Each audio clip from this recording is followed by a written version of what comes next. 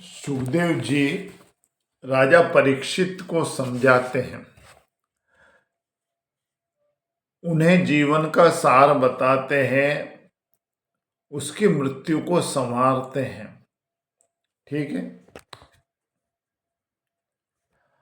और परीक्षित की जिज्ञासा शांत करते हुए कहते हैं सुखदेव जी कि हे राजन, यह शरीर सभी को एक दिन छोड़ना है।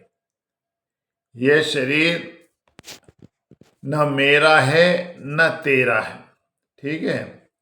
लौकिक संबंध शरीर के कारण ही है। मन में ये धारणा करो कि न मैं किसी का हूं न मेरा कोई है।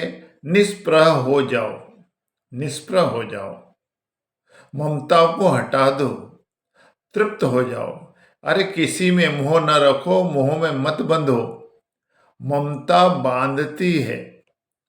देह ही दुख का कारण है, क्योंकि संबंध देह के कारण ही है। देह दुख भोगने के लिए ही मिलती है। यदि पाप किए ही न होते तो देह भी नहीं मिलती। ध्यान से सुनना। देह धारण करना ही पाप है, क्योंकि जब तक देह में है सुख में नहीं रहा जा सकता। तो हे राजन, यह शरीर भोग के लिए नहीं मिला है, अपितु अरे ये तो प्रभु का भजन करने के लिए मिला है। शरीर का सुख भोग तो पशु पक्षी भी करते हैं, लेकिन जीव यदि इन शारीरिक तथा भौतिक सुखों में लीन रहे तो प्रभु का चिंतन कब करेगा, कब करे। शारीरिक सुख तो क्षणिक सुख देते हैं। थोड़ी देर के लिए मेरा मेरी की भावना रहती है, लेकिन उसके बाद यह भावना भी नहीं रहती, क्योंकि एक सुख के भोग के बाद मनुष्य दूसरे सुखों में लग जाता है। तो सुखों की लालसा तो कभी समाप्त नहीं होती, हर क्षण बढ़ती रहती है। यदि मनुष्य इन भौतिक सुखों में ही फंसा रहे तो उसे असली सुख की तलाश ही नहीं रहती। वह असली सुख के बारे में सोचना ही नहीं चाहता। और जब असली सुख का ध्यान आता है तब तक बहुत देर हो चुकी होती है।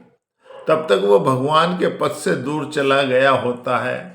तब उसके पास परमात्मा के भजन का समय ही नहीं होता और जीवन समाप्त हो जाता है। इसलिए हे राजन, यदि मनुष्य का जीवन मिला है तो प्रभु का सुमरन करिए। जीवन को ऐसे सांचे में ढालिए कि जब मौत के क्षण आए तो परमात्मा के सिवा कुछ याद ना रहे, केवल एक परमात्मा। मनुष्य को पाप कर्म से बचना चाहिए। पुण्य कर्म में देर नहीं करना चाहिए। आदमी कहता है प्रभु मैं तेरा हूं, लेकिन उसका यह कहना अधूरा है। ठीक है।